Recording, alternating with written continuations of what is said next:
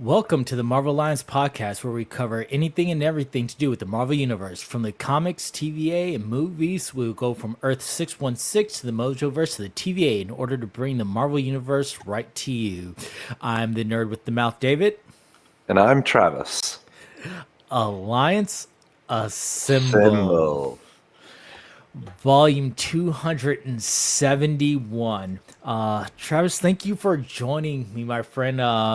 Our normal host, Chris Balga, is out enjoying a much deserved vacation, and I'm so grateful that you were able to come in and fill in for him today. Oh, I'm always happy to join you guys here at Marvel Alliance, and also always happy to do a favor for Chris. And my vacation does not start until tomorrow, so I will be jetting out of here tomorrow. Well, driving out of here tomorrow, but I feel like I can do that. We won't be doing a DC Alliance episode, however, which is sad. But we'll do a special episode on Monday or Tuesday for Peacemaker episode 2. So of season. Yes.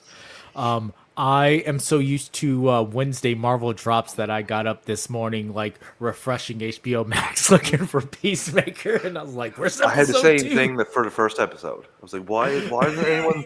Oh, when I got up, I was like, am I going to be the first person to watch this? I haven't normally when I wake up, it's like I've seen this episode either from the night prior or the morning. I'm like, I had the earliest times on. What time are you guys getting up in the morning? And it's just like 6 o'clock my time. I've seen the episode. I'm like, yeah, okay, I'll never compete with that. So I thought I was going to be the first one, and then I realized, oh wait, there's no episode. Okay, yeah, this is just egg on face. Yeah, it's gonna take some getting used to, because I will probably still check every single time, just thinking, because again, those Wednesday drops. But yeah, so I'm glad that you have a vacation coming up. I'm glad that Chris got his vacation. I took 3 days off of work, so we're all having some time to relax and reset. It's always nice too. It's just we're almost at the end of summer now, so it's always nice to recharge batteries to go into the holiday season, we'll say. Yep. So before we start rocking and rolling, let's get the show plugs out of the way. We are part of the Geek Ultimate Alliance network with 6 shows covering a wide range of geek and nerddom. To see the full schedule, check out the show notes below and subscribe to the Geek Ultimate Alliance on Twitter at GUA Pod Network, so you know when all shows drop.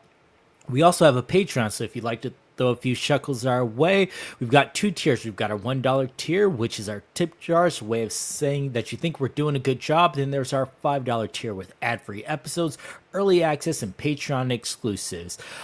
We've been doing our summer series, the Baxter broadcast, the Fantastic Four film reviews, to which we've done the 1994 unreleased Roger Corman Fantastic Four. We've done the 2005 Fantastic Four and its sequel, the Fantastic Four Rise of the Silver Surfer, and we have recorded Chris's first viewing of Fantastic Four from 2015, aka Fan Four Stick, and that will be dropping September 29th. I'm excited for y'all to see it. We have a lot of thoughts on it. And along with that, we have older shows. We have We Can Watch This All Day, the Marvel Alliance MCU rewatch, including all 24 movies from the Infinity Saga, Tales of the House of X, which rewatching the Fox movie lineup. And DC has its DC films through the year. Joe has Multiverse Minutes, doing a Disney dive on the 1st and the 15th, where he looks at animated classics. So we have a large variety of things for you guys to choose from. So we want to thank our patrons. We couldn't do this without your support. If you want to join us on Patreon, go to www.patreon.com/GUA network. And if you can't join us, we want you to rate and review the podcasts on whatever podcast feed you're using, Apple Music, Spotify, just wherever you get your podcast from. Last but not least, we'd like to thank our sponsor, recently rebranded Panel Bound Comics. So, Panel Bound Comics is official sponsor of Marvel Alliance. They sell graphic novels, omnibus, and collected editions at great discounts on everything in stock and pre-orders. You can earn rewards on every purchase that will earn you discounts that you can use in your next order. They ship to the U.S. and internationally in secure packaging to ensure your books arrive undamaged. That is paramount when you are spending the type of money on these omnibuses. You get them in great condition. So go to Panelbound Comics.com. Use the promo code MarvelGUA to get $2 off on every order, or MGUA SIT to get 5% off when you order 4 more books together. Use our referral link list in the show notes below so they know you are a Marvel listener. Again, we will have the link to this in the show description. They've got some great offerings. You can see Marvel Avengers Omnibus, X-Men Age of Krakoa, Spider-Man Brand New Day. While it is titled the same as the upcoming movie, it is definitely not the same. All new Wolverine, Doctor Strange, and more. So go ahead and check out our official sponsor and use those promo codes at checkout so you can get either $2 off or 5% off when you order 4 or more books together.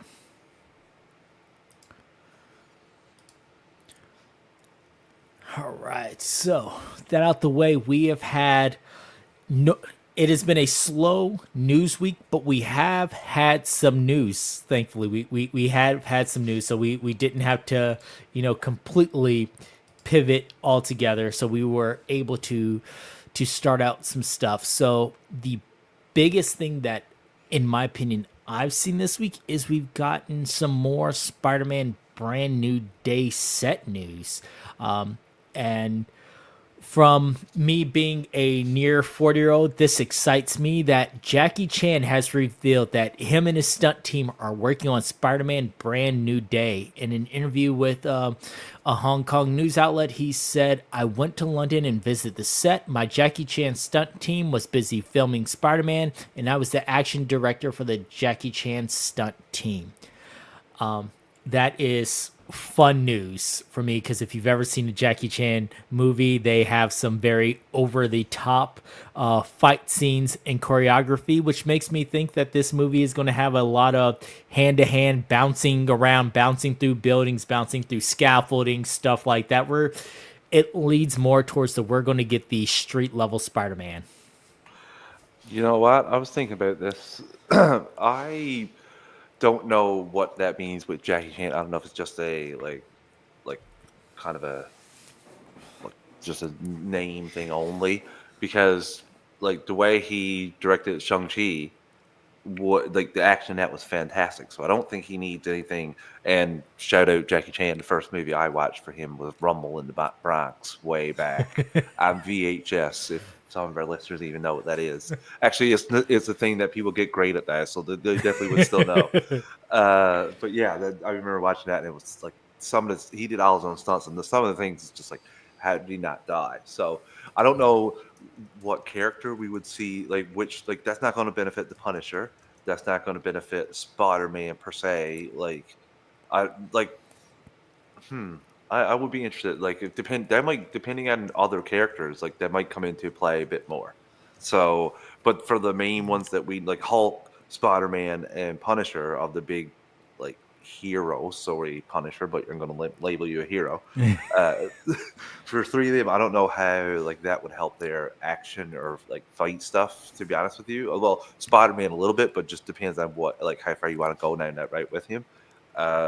But you can always just learn some things from Jackie Chan. So at the very least, you get some learning tree experience there. But I'd be interested to see if it changes up, or if we see a character a different character. I don't know, Mockingbird. I'm just going to throw it as an example of a character that we'll just say has a lot of moves that I'll be interested to see if that is very specific to one character, or will some of these characters have that specific traits?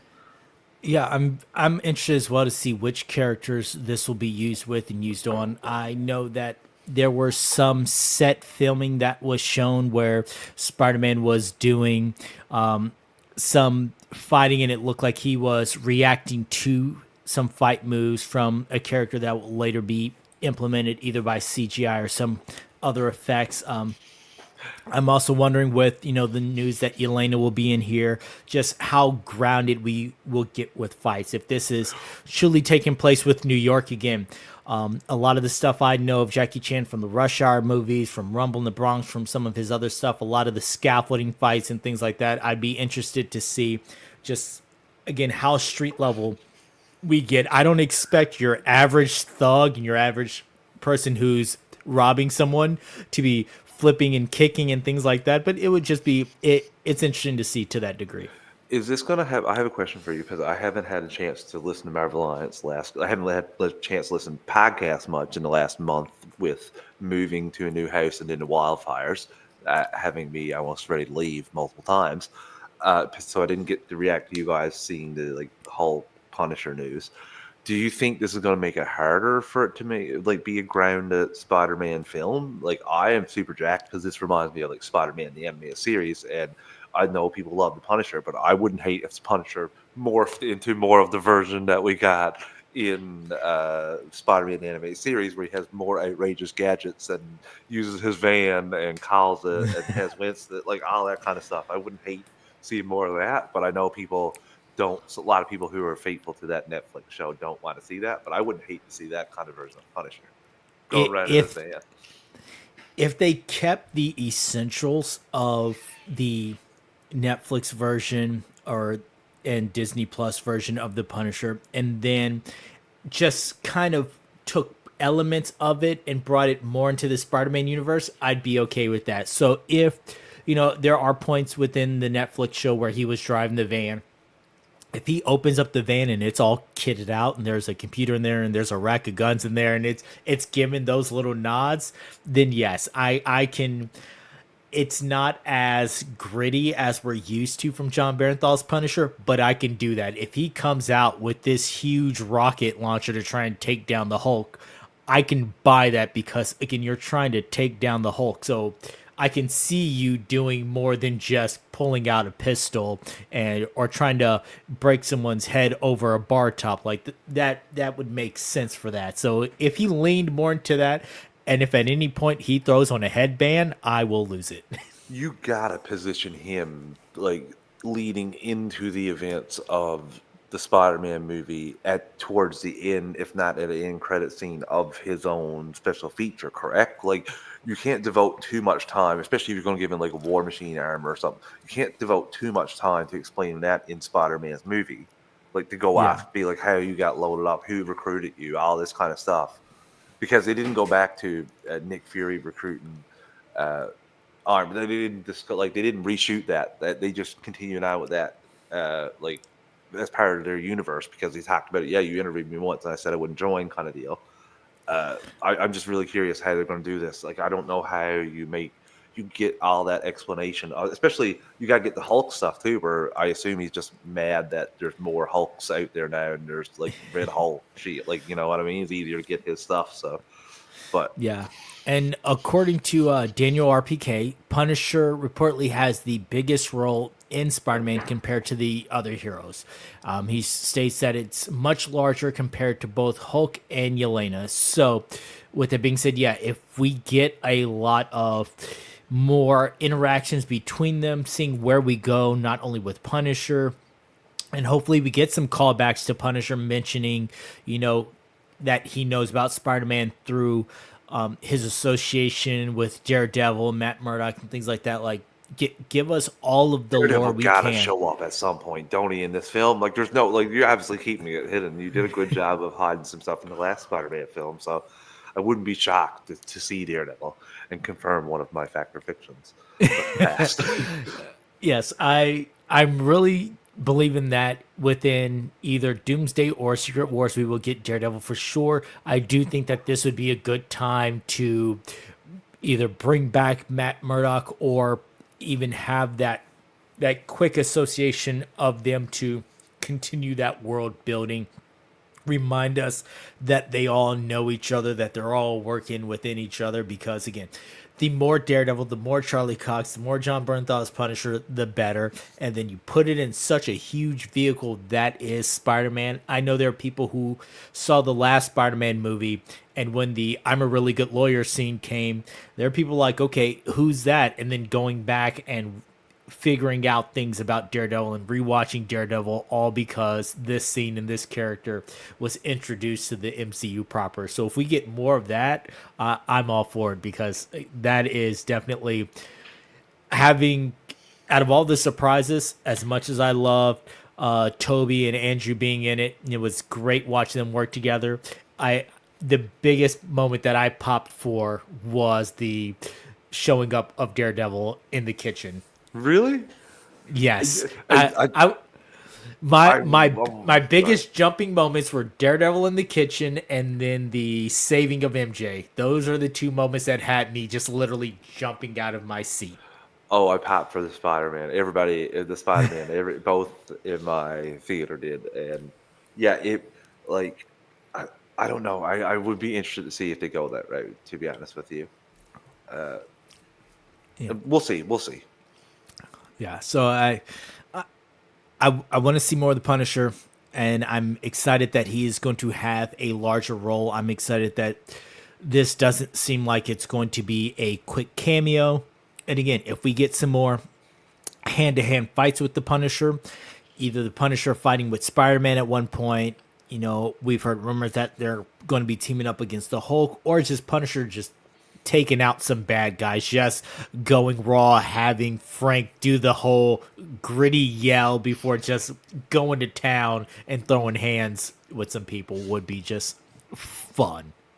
I just, I'm, I just hope they plan this out right because that's one thing about No Way Home. You could have been terrible with just cameo, but it all made sense and there was a purpose to it. So let's just hope that Spider-Man has not failed in the MCU yet, but MCU needs a big win, and Yes. Spider-Man is definitely one to do that. I think that this is a good opportunity, especially with Spider-Man, to if you're going to try something, this is where you try it. I've thought that with some other things, like I liked Brave New World, I liked the Captain America movie, but I also felt like they tried some things that I probably would not have tried in Anthony Mackie's first Captain America movie. If we were continuing with Chris Evans and then you wanted to try and implement some things or tie some stuff in, I think it would have worked better. With that, you just tried too many things. And I think with Spider Man, that's the perfect vehicle to just be like, all right, we're gonna try some things, we're gonna do some stuff, and let's see what sticks. And like I said, we're getting more Punisher, so that's amazing.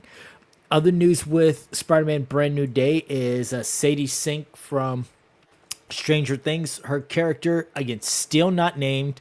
They're probably going to be definitely keeping that one close to the vest. But according to comicbookmovie.com, her character will be known as sharp and free-spirited woman who has a mysterious past and will be involved in a big twist, which is why they are trying so hard to keep this under wraps. And so now I'm just like, what is this big twist? I know a lot of people have wondered if with the red hair and everything she's going to be Jean Grey or something else. Black But Cat. hearing the big twist, I mean, it could be that. I am happy to know that with them saying that this would be a big twist, if this is true, means this won't be a throwaway character. Because we've had it within Marvel movies, hey, we're going to have this person, and then they are a throwaway character, or they are not as important as you would assume. Natasha Christian Leone Bale in Thor 4. recently in Fantastic Four, yes, Christian Bale. It's one of these, we've got this person, it's going to be great. And then you're like, meh. So to have a big twist gives me hope that they're going to be really doing something with her. She's phenomenal in Stranger Things. I would like to see what she's going to bring to this, and that's just going to start the rumor mill going even more. I still don't think she's going to be Jean Grey of the X-Men. I No, think that you would there's a better chance you're for going being to MJ, new MJ. yes. Now, and another world MJ, sweet. A or someone else with the initials MJ, and it's yes, it's Could she this. be another Gwen Stacy that's actually like a Spider-Man, like Spider Gwen? If we get live action Spider Gwen, I would be okay with that. Again, we know that Miles is off limits, but you've got all these other characters from that can be used. So hey, if we go Spider Gwen, I think that would be also a good shout right there. My money right now is on she is the actual Mary Jane instead of just MJ.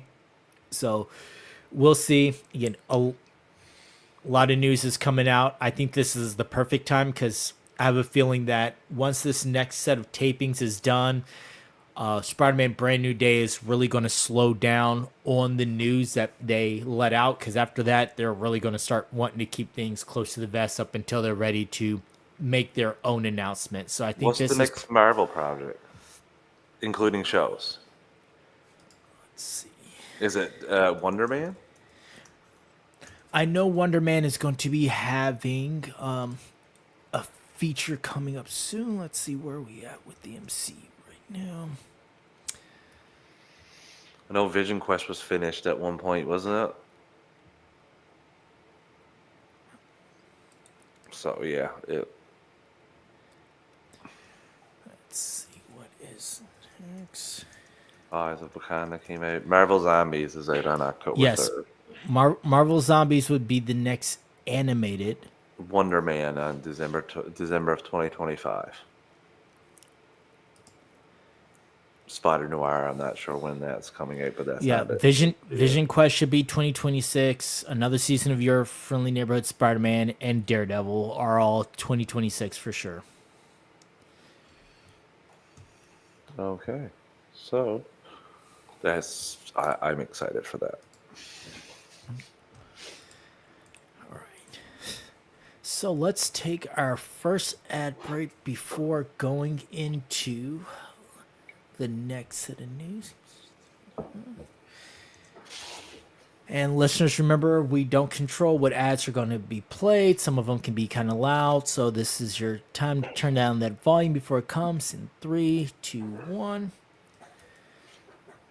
All right. So next up, Alex Perez was doing a Q&A recently and dropped some new Marvel news. So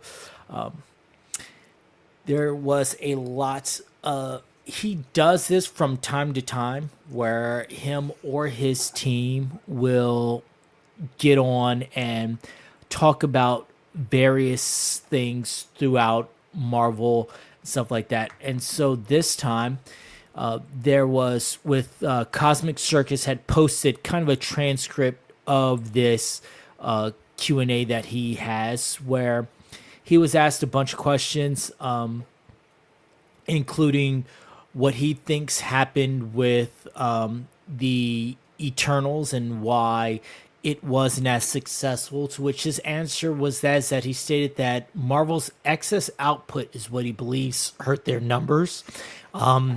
Same thing with people's Marvel fatigue, stating that sometimes less is more. And we kind of got that feeling from a lot of people. Like that's been a general consensus for a lot of people right now is that, yeah, less is probably more with that. With Marvel, they went so hard, so fast. Even Kevin Feige has stated that they had to pull back a little bit because there was just so much. They had to do it for Disney Plus too. Let's not forget that because Disney Plus wanted content. It was expanding and going like hard, so that's why they had to do so many shows and stuff that might have been a movie, and you might have took more time, so you might have had less movies, like The Falcon and Winter Soldier. As much as I love that, that could have been a film. Yes. And again, you do that stuff for Disney Plus. So, there has to be some context put into some of this discussion too, of how it wasn't like Marvel's like, oh yeah, we want to make 4 movies for no reason. They were basically like, we need more content. Like same thing, Star Wars, and Star Wars wasn't exactly putting out a whole load of content. So Disney Plus needed as much original content as possible. So that's why they were forced to do that stuff. You even hear it with DC now, like what they're talking about doing a year, 2 and 2 or something. I'm like, or 1 live action 2, and I'm like, guys, slow it down a little bit. Just get a couple projects a year for a little bit first. And even that with Marvel, it's not even about how long they've going. Like when you get big successful phases, then slow it back down a little bit to build back up. Like you don't need to go 4 and 4 or whatever you're going. It's just I understand the excess output, but again, I don't know. I don't think that's why the Eternals did bad. Yeah. And what you start putting out too much too fast and things like that. And I get that studios, they see a moneymaker and they just want to rush and get that out there.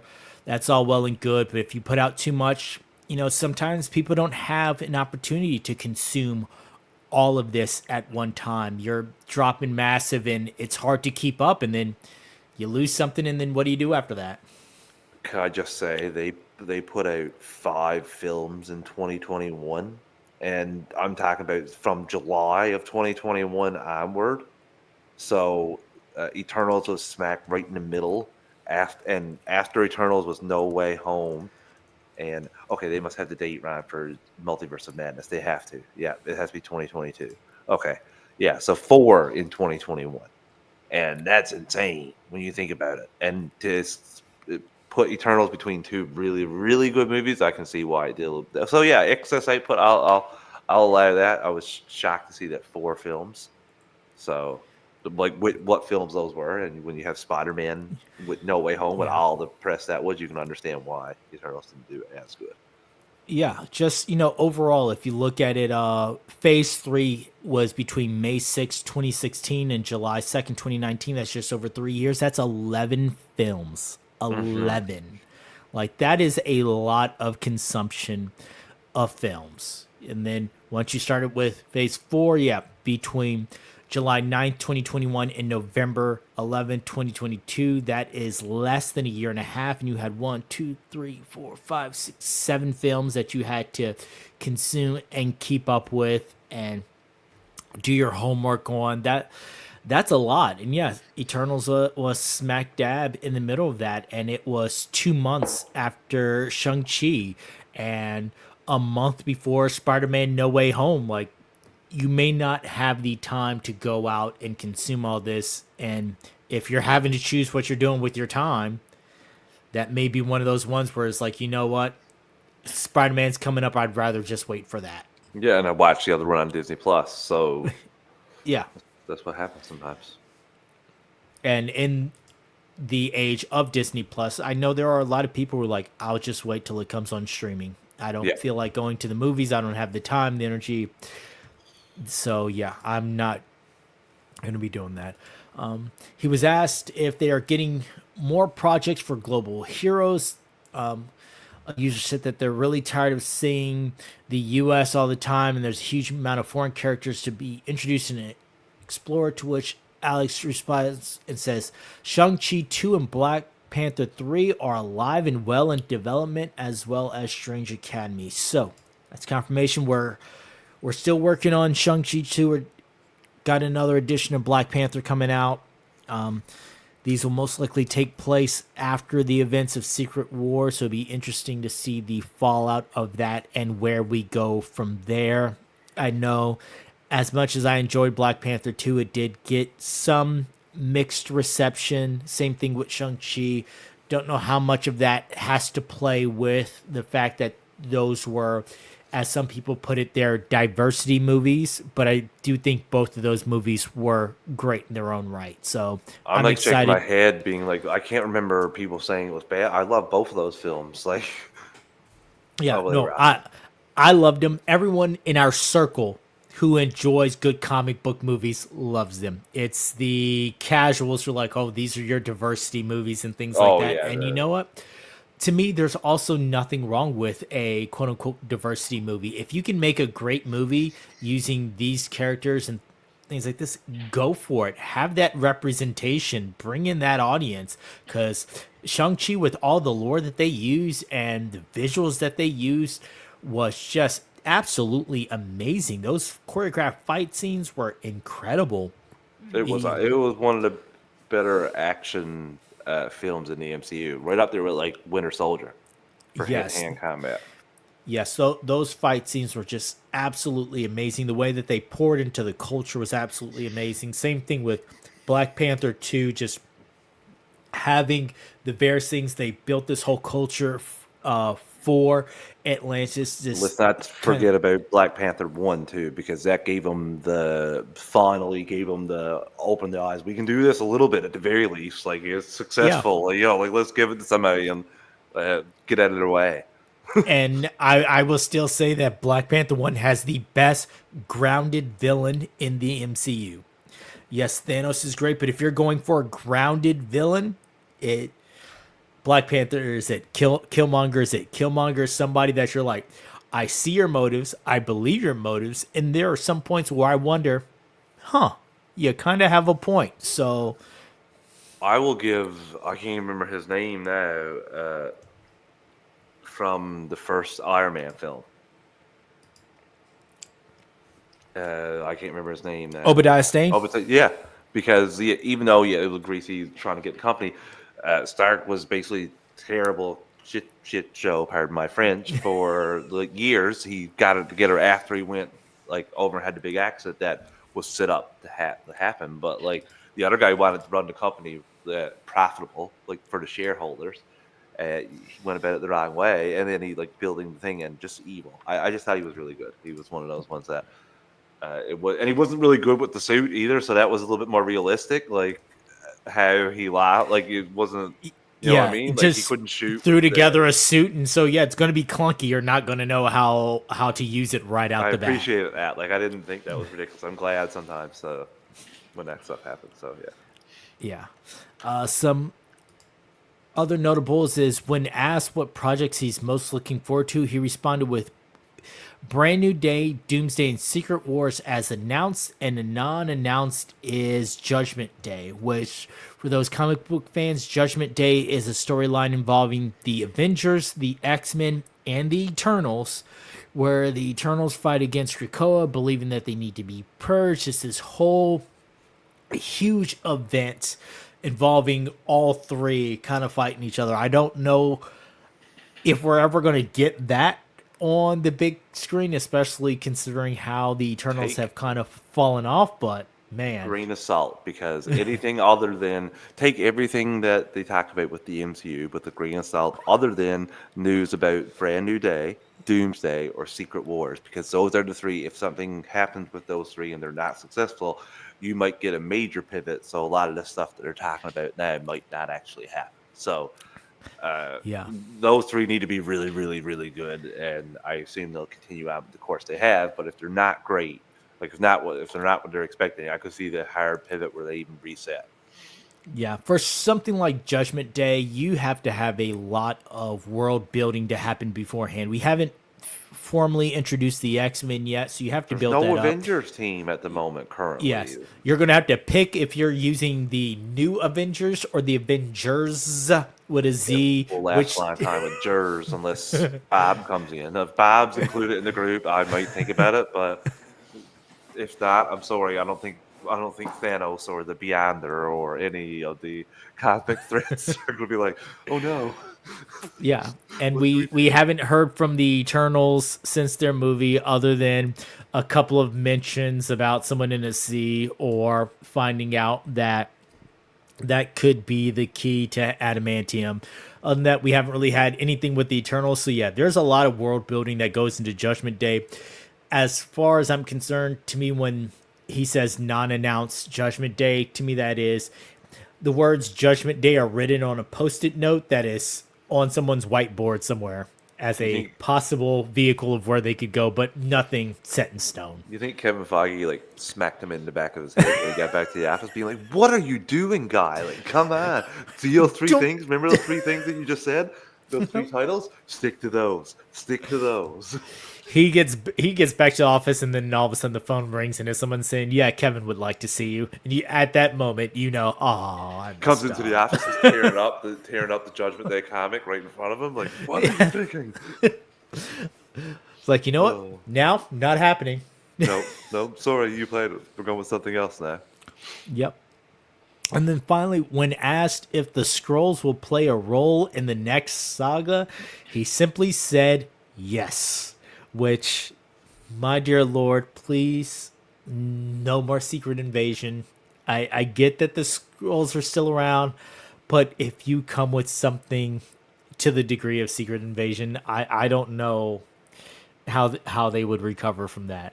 They're not going to do that. They're not. You won't see a scroll for decade in live action. I hope that is something we can just put away, not mention.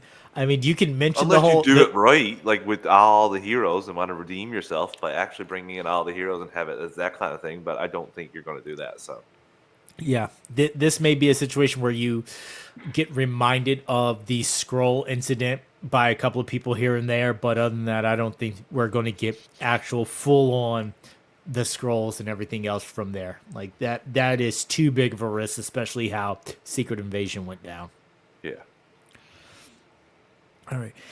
Let's see. In other news, Kamal Nanjiani reveals that he signed on to play Kingo in from the Eternals in 6 MCU movies and a video game. Wow, that is some bold thinking right there, Marvel. His quote is in a YouTube video as saying, "You're like, okay, so I'll be doing Marvel movies every year, and in between, I'll do my own little things." But none of that happened. Yeah, none of that happened after the reception of Eternals. No. All of that got wiped off the table. That was Also, definitely a pivot point. Just FYI, your character kind of sucked in his motivations, like for most of the film. Yeah. Like even in the end, I don't think he. I can't. It's been a while since I watched this. Now I think I've only watched it a couple times. I don't think he even helps him fight in the end. No, he was not a redeemable character Yeah. So within like, I that don't movie. like. I was. He was more fun in the what if version with the Bollywood than any of his appearance in the Eternals. So Agreed. yeah, you may be contracted for 6 movies, and they may decide, hey, if they want to, they can bring you back for some reshoots to retcon some stuff. But I don't think we're getting full on Eternals. Depending on how much your quote is, I don't think Doctor Doom is going to kill you in one of those two Avenger films. Yeah, it's one of those things of have they already paid you for your 6 movies to where they can just bring you in and take you out? Because if not, then yeah, you're gonna be sitting at home waiting on that call. Because I don't think this. You might want to when those other calls come in for these your little things that you have Take going them. on. Take them. Take 'em. Take every other role. Go back. Go feature on another He might season be of Only boosted gold Murders. by the end of October, so who knows? Like, I don't even know anymore. Yes, hop on the James Gunn train and jump over to the other ship, and you know what? At least he'll be I'll take honest it. with you and say, yeah, we're not doing this anymore, or yeah, we're going to go. He'll be at least honest. Yeah, it's like you know what? Yeah, that's not happening. I thought about it. I tried to write it, didn't work, so we're not going to do it. Instead of contracting you for 6 movies, that is old regime. Yeah, that ain't happening now. So yeah, 6 movies and a video game. That seems like some lofty thinking when signing that contract. To me, those are Spider-Man numbers. Those are Iron Man numbers. Those are Captain America numbers. Those are high value hero numbers. Not trying to put down the Eternals, but Kingo, 6 movies and a video game. Well, it Not really depends on seeing what that. your really plan was to use him first, right? They might have been trying to position him for Judgment Day, and that's why they signed him to that. But again, best plans sometimes go awry. Yeah.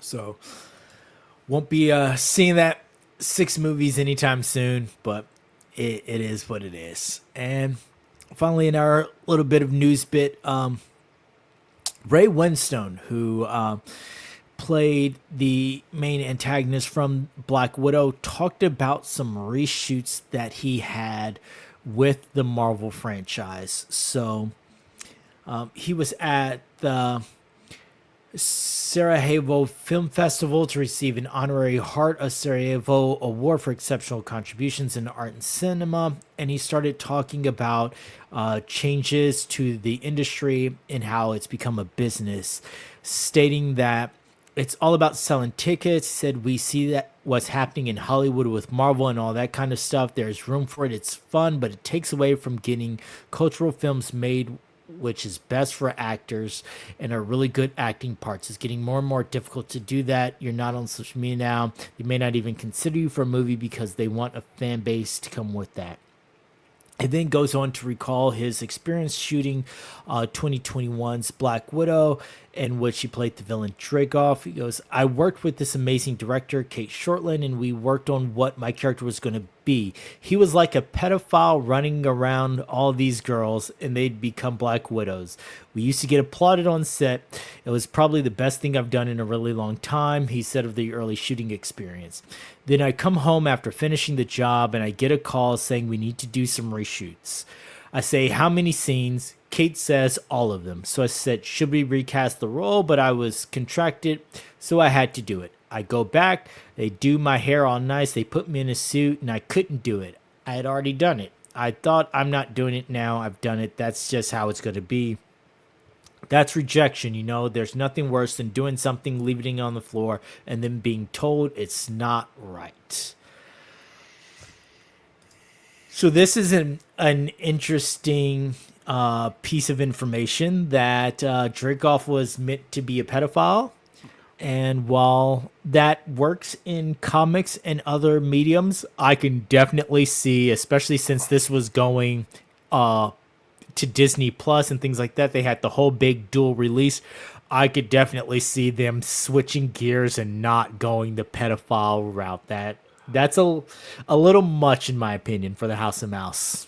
I agree with you. I also, to be honest with you, I remember saying about this movie, one of the things that I did enjoy was that they finally made a villain that wasn't redeemable and all he wanted to be was evil. Because most of the time lately it's been like this villain that, oh, he might be able to be redeemed down the line. No, this was just a pure scumbag, and I can't believe that he was going to be even more of a scumbag than what he already was in the film. So, you know what? I feel for him because obviously you can tell that would be more emotional work. He didn't really talk about the emotional work. All he talked about was running around with girls, and they became Black Widows. So I don't, no. Now I assume he just meant like there was more emotional work with them, like more emotional scenes than what he got because he was just pure evil incarnate. Like he was just like one of those classic evil, like Bond villain type things to me. And yeah, I can see why he was frustrated with the reshoots. Yeah. From what we know of Black Widow, both from the movie and the comics, yes, they have the indoctrination as young kids. They're trained. We know from both movies and comics, they have their reproductive organs removed. They are made to learn the art of seduction. Black Widow in the movies shows a little bit of it in certain scenes, especially in Iron Man 2 and in Avengers, where she shows a little bit of it, but she doesn't Scarlett Johansson's version does not lean heavy into the sexuality. Now, the No. comic book version of Black Widow definitely leans heavy into the sexuality, but I think for the tone of the MCU and things like that, having the pedophile version or having this implied thing that he was maybe using these young girls to have his way You with don't them when need they were that not to on tell that missions. story No. that they were trying to tell there, but if you wanted to go dive deeper into the psyche of all the girls and that's when you would tell that story, I assume.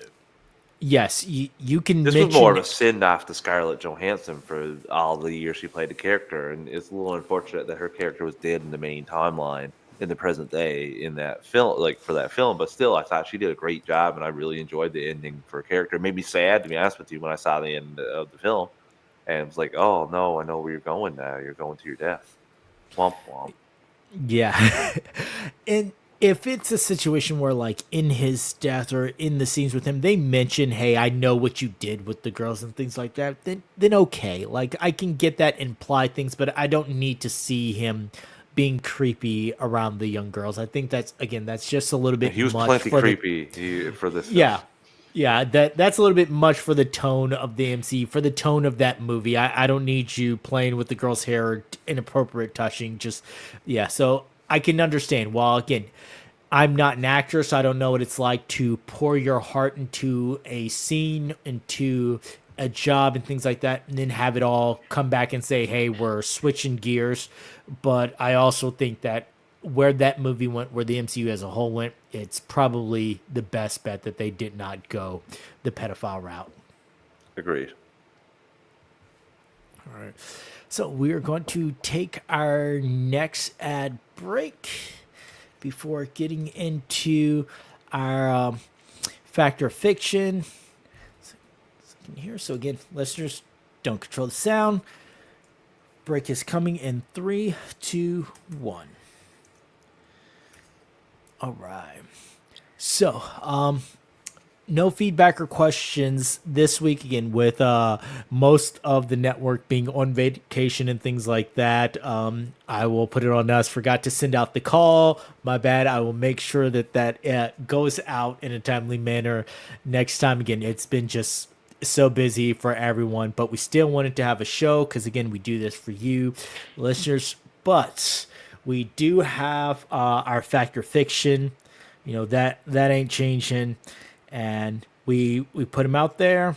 You guys answered. So give me a second. I will get all of that pulled up.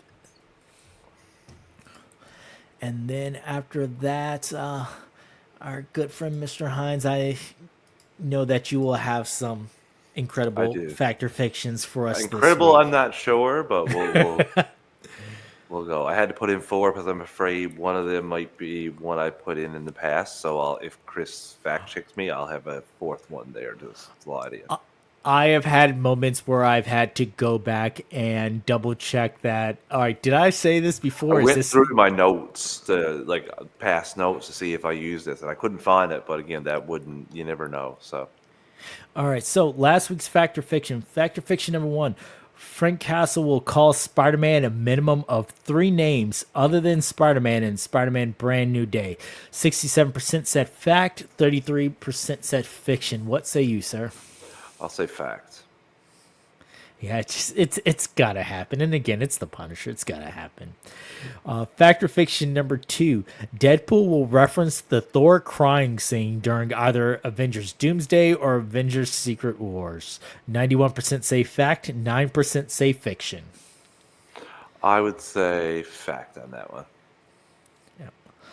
And then Factor Fiction number 3. Me choosing violence on a good Thursday night, Friday for our listeners listening in their podcast feed. X-Men 97 Season 2 will have a character that looks like Bo DeMeo got on screen. Now, they already had he wrote a character in or drew a character in Season 1 that looked like him, but I have a feeling that we're going to get another one in Season 2. But 33% say fact, 67% say fiction. Where do you stand on that one? I don't think they're that petty because I don't think they want to give him the ammo. So fiction. Fair enough. All right. I hope you're right. Let me preface it by that. I hope that you're right and I'm wrong. As someone who enjoys being petty myself, I'm hoping so, but I could see them taking the high road. No, I'm not sure about this first one. So I don't know if I already had this, but I have Eddie Brock will appear in the next season of Your Friendly Neighborhood Spider-Man. Ooh. I'm going to go fact on that. I want it. Go ahead, introduce all the characters you can. And the second one for this, the Avengers will appear in the next season of Your Friendly Neighborhood Spider-Man. Avengers as a team or just like one or two of them? I just said the Avengers. It could be seeing them on screen, seeing them, but some will say something will say Avengers with it. For that caveat, I will go fact because I could see them being either on a news blurb in the background, or you may get a mention of one or two of them in a newspaper. You may not see the whole lineup, but yeah, I will go fact on that one. We saw Iron Man in this season, so that's why I'm holding hope for that. Now, these are the 2 related to the Avengers films. Thor will die in one of the next 2 Avengers films. You know what? I am going to go fact only because it could lead to the crying scene.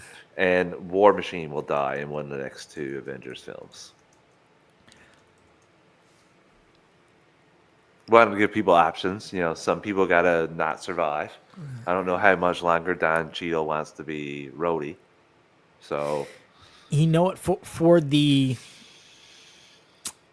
gravitas of it, I could see Doom killing Rhodey, so I'm gonna go fact on that one as well. Yeah. So those were the 4.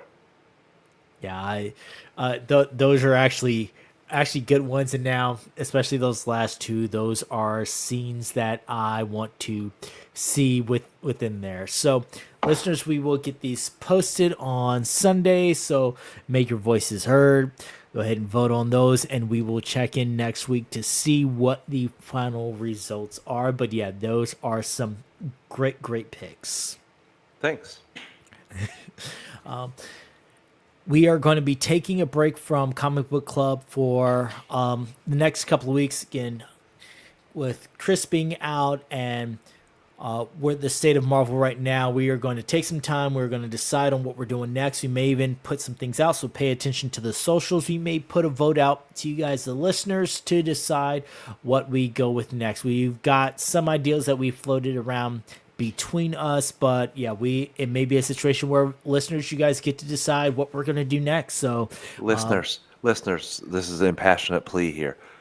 Write down as a reply to the tweet instead, if it's not there for a poll option, cover Spider-Man the animated series episodes leading up to the release of the new Spider-Man film. So they could definitely do an episode at the end instead of Comic Book Club. They're not very long. It's like 20 minutes, very quick discussion. So I'm definitely sure that's my vote. I just want to put that.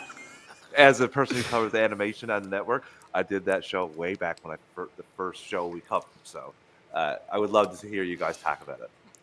It is still an amazing show. Just do not ask me about the whole MJ and at the end of the show, and the clone stuff and everything with that, and the turning into liquid. If I could stop right before that, then I'm fine. That was a pretty sad episode when we found out. I like it because it set it up for season 6 if they continued on, but we can't get everything we want here. But the best version of Morbius is the animated version, not the Jared Leto version. So if you want some good Morbius, there you go. There you go. All right. So just a reminder, we've got our sponsor, which used to be organicpricebooks.com. But again, they have rebranded to Panel Bound Comics. So please go visit them. Put in the code at checkout. Go ahead, get that percentage off, or get the $2 off again. Marvel GUA at checkout. Travis, why don't you tell the folks where they can follow you? You can follow me on Twitter at Travis_156. You can drop me a line. We can chat about pretty much anything. I host 2 shows on the network for the GUA podcasts. DC Alliance, where we're doing Peacemaker right now. We do that weekly, and I also host the Animation Nation, where right now we're covering Justice League Unlimited. We're in the 2nd season of that, barreling down towards the end, and all the episodes are really enjoyable, so please join me for that. Great show. Great. I love Justice League Unlimited. Agreed. Oh. And you guys can follow me on all socials at The Phantom. You can also follow me on the Geekverse Network for our wrestling show, The Gimmick, with Mr. Travis Snell and S. Bubs, talking all things wrestling. We will be having a show this weekend talking about the fallout from AEW's Forbidden Door, plus WWE's Clash in Paris, which I don't know why they hate me. They decided to put right in the middle of the bringing back of college football. Thankfully, though, it's situated between 2 games that I like, but I'm going to have a busy Saturday. So, yes. Multiple TVs.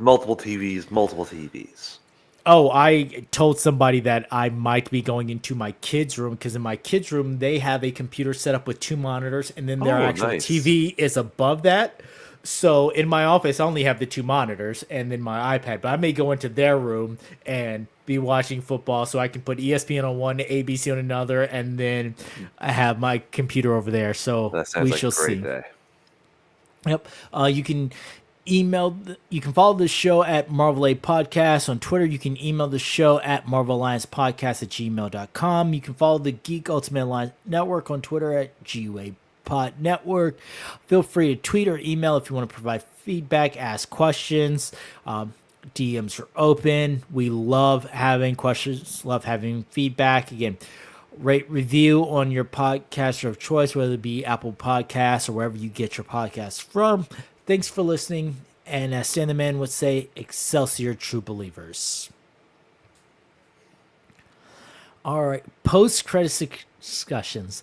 Najee Jeter, who is the voice of Miles Morales from the Sony games, states that he did not like the Miles Morales Adidas suit. It was jarring, especially since it was part of the storyline.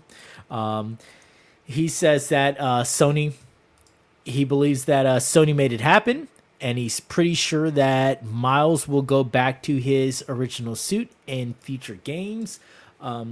So, my question to you is, what has been your favorite of the suits from the Sony Spider-Man games? Whether it be Miles or Peter, which are your favorites? Miles's OG suit is probably my favorite in the game. I don't mind the Adidas suit. Like I don't. It's just like I don't think Miles has enough suits in the game. Now that might have changed, but since the last time I played it, I think he could have used more compared to Peter. But uh, I didn't have a problem with that. I'd be more happy if I was him that Sony didn't get their hands on Miles Morales for the live action, and that they didn't get their grubby hands on him compared to what once we saw with the villain movies, that whole nonsense. So I'd be first of all, I'd be happy with that, and then secondly, I don't think that's that big of a deal, but. He should go back to his original suit for the game. He shouldn't wear the Adidas suit. I think he should wear his original suit. And doesn't he have something similar in Spider Verse as well? Yeah. Yeah. So So like, what? that there's so many different options. I was a fan of Miles' Red Spectre suit mainly because it had the hair coming out the top. It's got the hood. I am a sucker for hoods. They also had the Craven style suit with Spider Man, and then he has one that's a 2099 suit that is just incredible. So I they did a great job with the suits, and yeah, Yeah. the Adidas was probably my least favorite because Hmm. it did feel just absolutely forced with that, and it didn't make sense for the character. I remember when he got the suit, I immediately went in and changed it back to a different suit because I was like, yeah, I'm not I rocking with will this. say I have thought multiple times throughout the series, like why wouldn't Peter have better, or why wouldn't Spider-Man have better? Like it doesn't seem like his shoe situation is very good. Like it doesn't seem like his soul. Like I would use a bigger shoe like that if it were me. Like especially jumping to those buildings and stuff. Like, but I would custom make it like yourself and not have any like Adidas showing. Like it would make more sense. And I think you'd be cool with it if it was more designed. Like I would like to see his bottom of his soles be lifted up more and do it that way. You don't have to make it an actual suit. Obviously, that's branding stuff, but still, like I think there could be something cool to them making like how do you make your footwear? Like what kind of footwear is it? Like that. I would be really curious about that. To be honest with you, David, how, what are you buying? Like tennis shoes and cutting the soles out and putting them on the bottom of your shoe, like your suit. How are you doing this? I really would love to know. And then if that's the case, why wouldn't you get some sort of kick-ass basketball shoe and then cut the bottom of that and use that instead? Like just curious on that. as as somebody who wears a lot of different tennis shoes, and I do mean a lot, the amount of tennis shoes I own is an ungodly amount. I will say the number is in the high 20s, Oh, and jeez. we will leave it with that. And a good chunk of them are Jordans. Let's see, hold on. We got Fifth of Jack in the chat saying sorry for the late arrival. We appreciate you showing Thanks for up. stopping by. So, but as somebody who has a lot of those shoes, I will say that the Jordan 1, which is the shoe that he traditionally wears in the comic book, is more of a flat footed shoe. And so that makes more sense. Like, Yeah. I could understand him wearing the flat footed suit a lot more. But the Adidas suit has a larger sole, and I don't see how you stick to things a lot with that.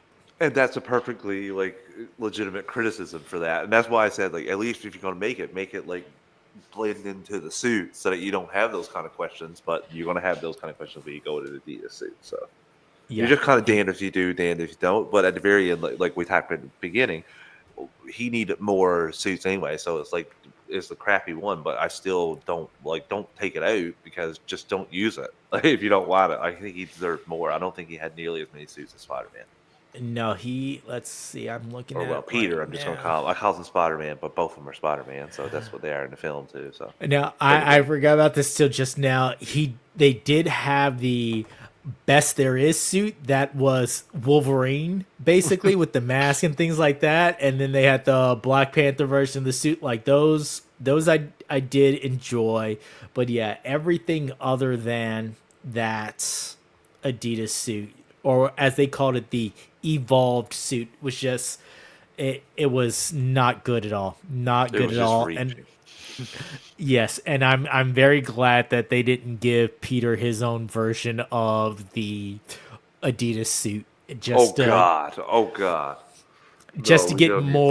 more of that branding, more of those shoe sales and things like that. So yeah, I hope that whoever their corporate sponsor is this time has nothing to do with clothing, so that we don't get another suit like Can I just that. say too, Miles is actually cool enough to pull off some terrible like footwear, and that Peter is duller than the post and like zero cool factor. So yeah, like we don't need to put anything like that on him at all, though.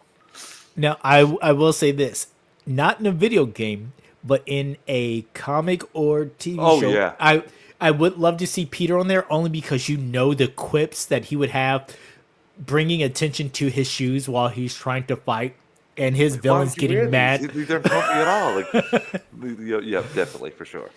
like that. I would be down for that. But yeah, so that's it. Again, great suits. Thanks again for joining us. I really appreciate you filling in for Chris. Appreciate us being able to have a show even with the low news week. We were still able to get in a lot of content, and it's always a fun time talking with you, sir.